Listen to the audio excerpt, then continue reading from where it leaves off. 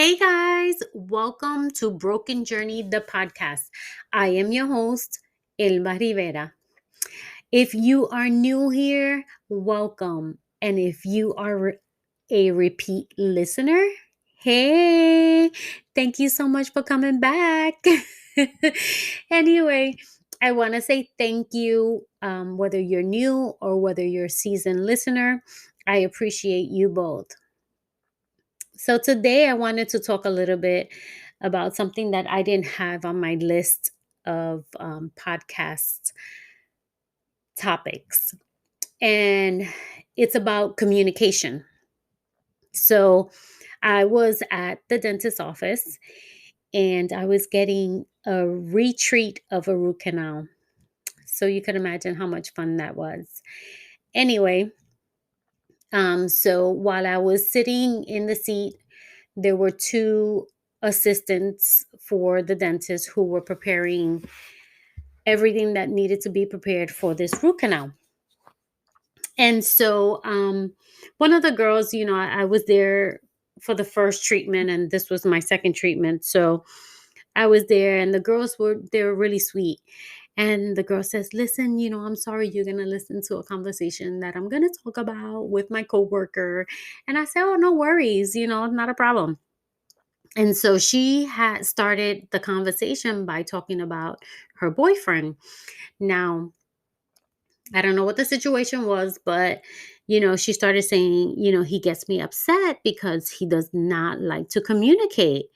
She says, I'm asking him what is wrong with him. He's telling me I'm pissing him off, but he will not describe what is the problem. So I tell him, why am I pissing you off? What did I do to make you upset?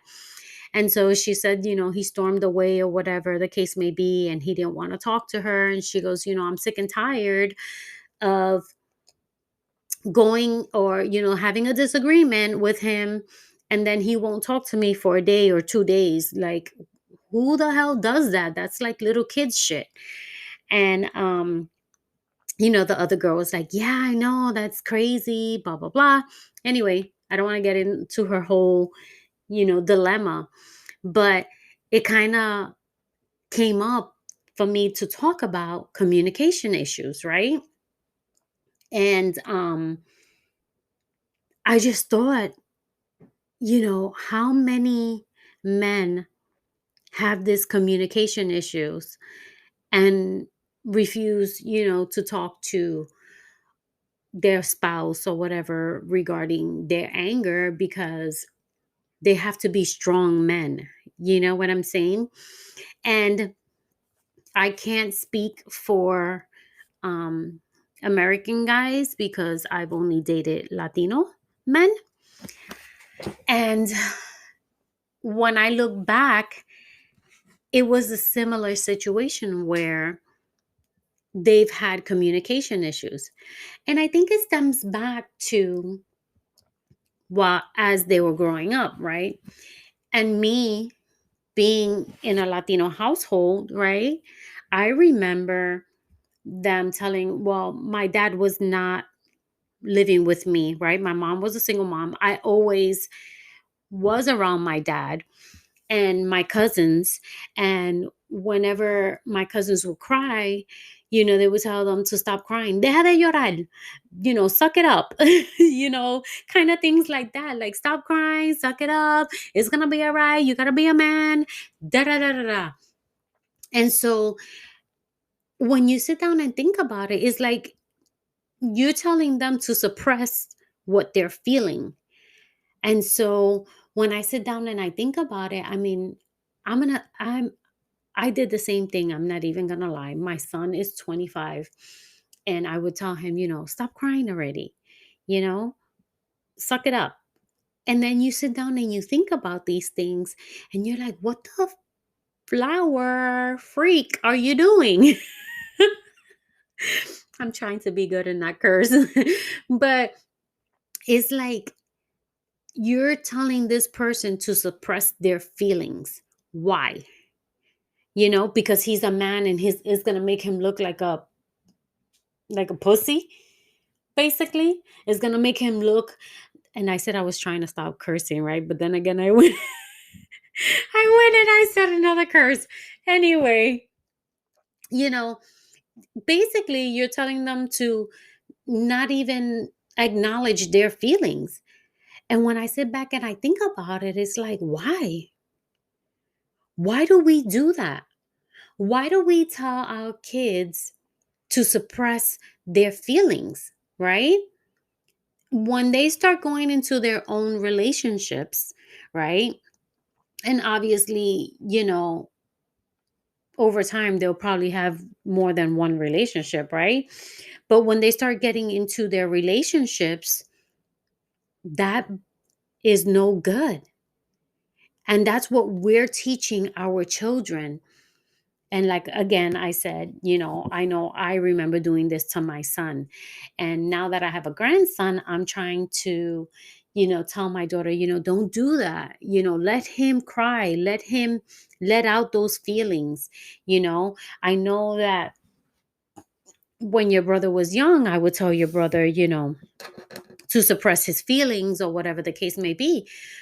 But when you sit down and you think about it, I'm listening to this girl who she was young. I would say maybe she was 25, 26, talking about the problem that she's having with her boyfriend because he's had to suppress his feelings, right? And how many other men out there do you know that suppress their feelings? That don't even acknowledge, that they're upset. They'll just have a face, they'll walk in, have an attitude, and you're like, what the hell? What did I do to you? You know what I'm saying? And they'll just stay shut and not say anything. And then the next day, they wake up like nothing fucking happened. Like nothing happened. And so I think that what we're doing is an injustice to our children if you are a mom. If you are dating someone like that, me as a mom, I'm telling you sorry. I'm telling you sorry right now. Mamas didn't know what the hell they were doing. But seriously, on a serious note, if you have a young child, if you are a mom and you have a young child, please allow them to show their feelings because you are paving the way for their future relationships with their spouse. And, a lot of times it hinders them. Now, I'm in a relationship that I've been in, I'm going to say 14 years maybe. And he is very bad at communicating some of his feelings. Not all of them, because, sometimes he'll just tell me blah, blah, blah, blah, blah.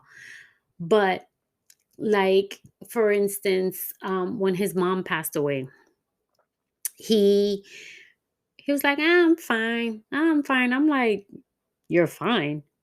I was like, honey, you are not fine. Um, that was a hard blow. When anybody's mother or father passes away, it is very bad. And so, he went down a spiral, and because he didn't want to communicate what he was feeling. And it was a hard time for him, but he had to do it on his own, and he had to learn how to um, deal with that situation. But again, a lot of Latino men do not communicate well. And we need to break that cycle, right? And I'm hoping that my daughter will break that cycle with my grandson, and she will teach him how to express what he's feeling and how to express things that are bothering him, because that is a major, major issue with Latino men. They don't know how to communicate well, and it hinders the relationship with their spouses, right? And you know, it's just hard on us who are their spouse to deal with, right? Because when I'm upset, I will let you know what is my problem. Why am I upset? Or if I feel like I'm too angry, I'll tell him I'm really upset at this moment. Leave me alone. And when I calm down, then you and I can have this conversation, right? And I think it's very important also for us to let them, if that person is angry, just leave them alone. Leave them alone and let them calm down. And once they're calm, then ask them, hey, what happened? Did I make you upset? Were you upset because of work? Were you upset because of another situation? What was the problem? And, hopefully that person will say something later on that when he's not upset anymore, right? Um, but anyway, it's very hard to be in a relationship when you have someone who does not know how to communicate well. And I think that we need to start changing the way we raise our children.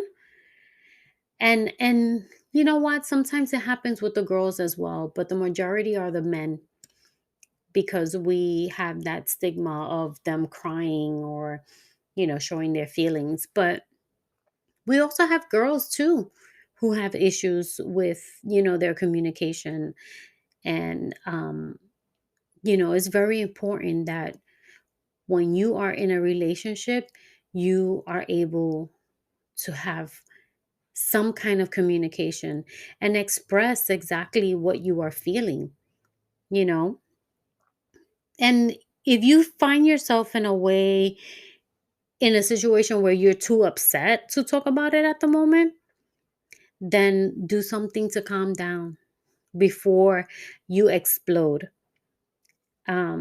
Because sometimes when you communicate when you're really, really upset, or when you are, let's say, to your boiling point, right?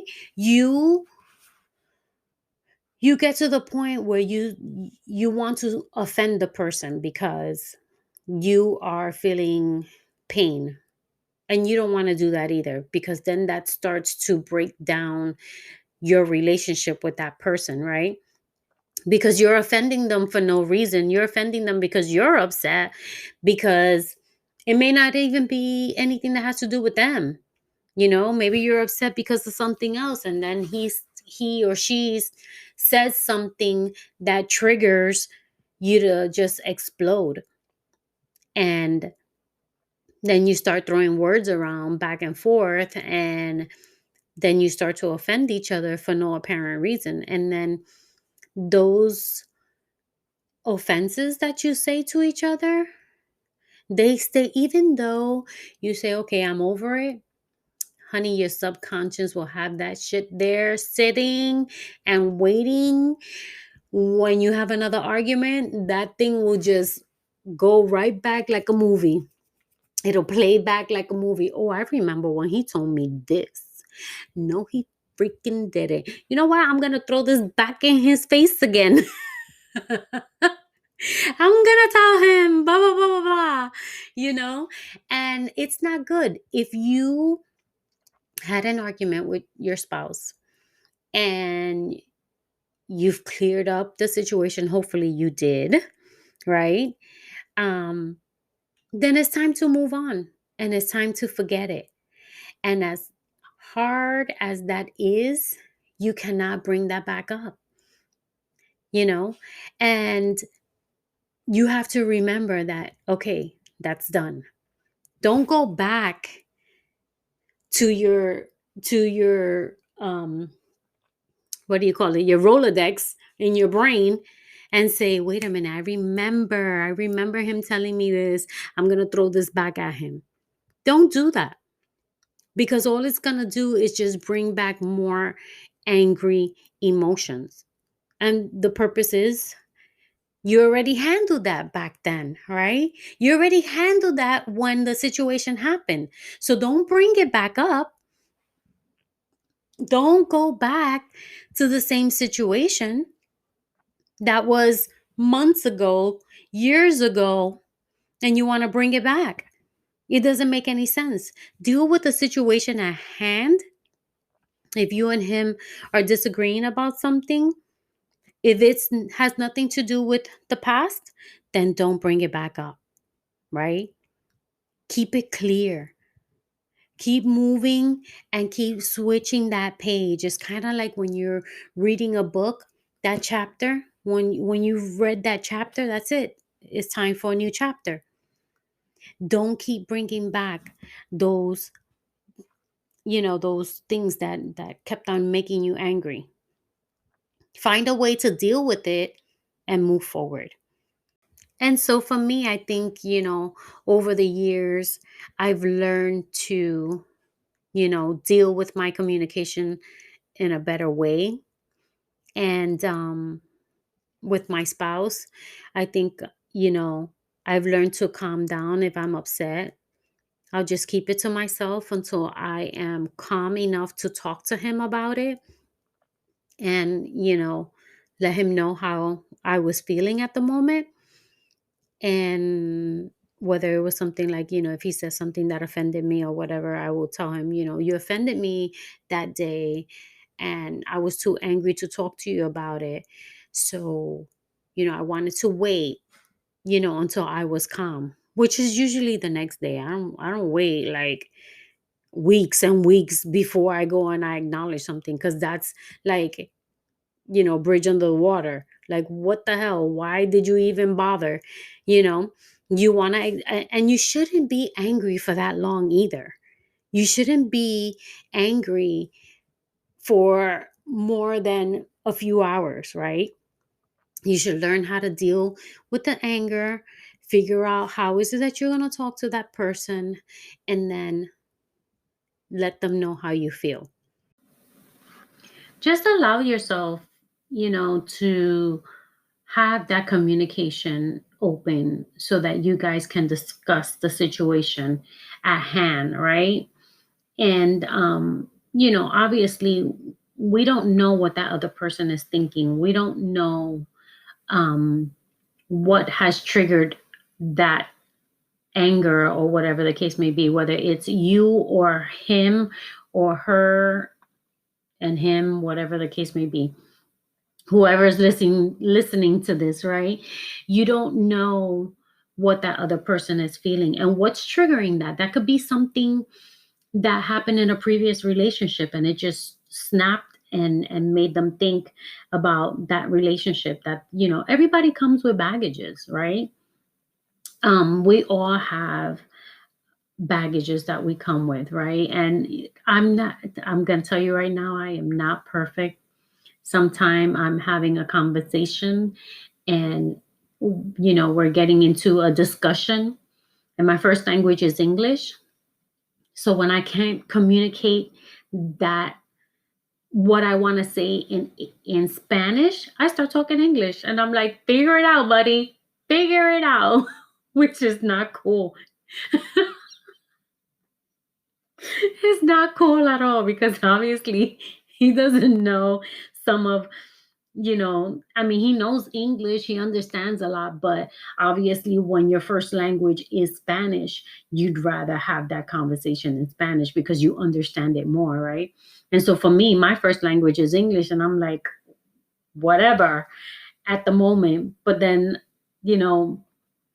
like I said, there's good and bad to being bilingual, because sometimes, whatever's your preferred language, that's what kicks in when you're upset. And so I think back at that, it's crazy. It's just crazy. But anyway, you don't know what that person is thinking. You don't know the baggages that they're coming with from previous relationships, right? And a lot of times, those are things that people deal with. Sometimes they don't deal with. Sometimes they push it, at the back of their head and they're not thinking about it, but then snap, that one word will trigger something from the past. And so, we need to learn how to communicate. And like I said, I'm talking to myself as well, because sometimes, even now, after 14 years, sometimes I'm just like, dude, how many times do I need to freaking repeat myself to you? I start going into mommy mode, like, bruh, bruh. What is the problem? What part of that did you not understand? Ay, ay, ay. That's terrible. But anyway, like I said, I've learned over the years how to communicate, how to, say what I'm feeling. And again, he has some communication issues, and we deal with it when we need to deal with it and when the situation, occurs. I'll let him relax, I'll let him calm down, and then I'll talk to him once he's calm. That's another thing, guys. If you know that your spouse is upset, and maybe he came upset from a situation where, he was probably pissed off from work, just let him relax. Don't think that automatically he's upset because of something that you did, right? It can be something that happened outside. And so he's just still riled up, or she's still riled up from, the situation that happened. And you're just that punching bag at the moment if you go ahead and allow that to happen. Like, if you know that person is upset, let them calm down. Let them take their time to bring down the flames, and then say, hey, what happened? How was your day, or whatever the case may be. And sometimes, you know what? When that person, is upset, and you ask them how was their day, and they start exploding, bah, bah, bah, bah, bah, bah, bah, bah, bah, just know it has nothing to do with you. Let them release that stress from work. Let them release that anger, or whatever it is that they're feeling, you know. And then once that is released, that person feels better. And then you can give your opinion if you want to give your opinion. But if that person doesn't want your opinion, then don't even bother. Just let them release that venom that they have, that anger that they have, and let it go, because it has nothing to do with you. Now, if it has something to do with you and you guys are arguing about something, then again, if you see that this person is at a boiling point, stop and say, you know what? Let's both calm down, or walk away, leave for a little bit, and then come back. And that way you guys can discuss things, when you're both calm, because it makes no sense for both of you to go back and forth and screaming at each other. And especially if you have kids at home, right? You don't want that to be, for them to be raised thinking that is okay to be, screaming at each other. Now, you're going to have disagreements, of course, and it's normal. Your kids should know that there are going to be disagreements, and there are going to be situations where you guys are upset at each other. However, you don't want it to be that they think that it's okay to always be screaming at each other, right? You don't want them to think that it's okay for you always to be fighting.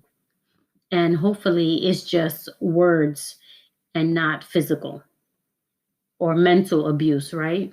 Because then that's a whole different topic. And then you're going to need to try to step away, because that doesn't get any better. And you need to know that if you are in a situation where it's physical, then you need to try and get out as soon as possible, because it can get worse. And then if it's mental, then you need to start building up your character. You need to start building up your mind so that you know that you can get out of there. That way, it's not going to trickle down to your children, and you're going to break that cycle. You don't want, your children to think that is okay, because it's not. So, guys, this is going to be short and sweet. I just wanted to kind of talk about this situation. And, it made me think while this girl was talking, what injustice we are doing to our kids, right? And their future spouses, may I say? Because, like, seriously, it's a battle that we, the spouses, have to deal with when people have communication issues, right? And probably why there are so many broken relationships, because, you know one person doesn't communicate well. I mean, there's so many different factors. Relationships are maintenance, right? But I would say one of the number one things that breaks up our relationship is communication issues, right? And, we don't want to do those injustices anymore. You want to be able to help out those future spouses of our children and help them to communicate better, right? So, anyway, like I said, this was going to be short and sweet. And I appreciate you listening. And let's change the trajectory of our children, right? Our future children, our grandchildren, and they're going forward, right? Let's help them to be better communicators, so that when they have their relationships in the future, they're able to express themselves without fighting, you know, and hopefully, they can teach their children or teach their spouse. Because, sometimes you get into a relationship with your spouse and you don't realize that person has a communication issue right away, right? It's probably later on in the relationship when you start seeing that pattern, right? We want to make sure that we are breaking that cycle. And, it starts with us, right? Even if you don't have children, you want to start doing that now, so that you are not worried about your children having a hard time communicating with you, first of all, as their parents, and two, with their future spouses. So I just want to say thank you again for staying around and listening to my podcast. And if you enjoyed this, please share with your friends. Um, these podcasts are not like Instagram and all the social media and the radio. It doesn't go by algorithm. And so, you know, it's more of word of mouth, right? So I would appreciate you sharing this episode or any episode that you listened to that you thought was great. I appreciate you. Have a good one.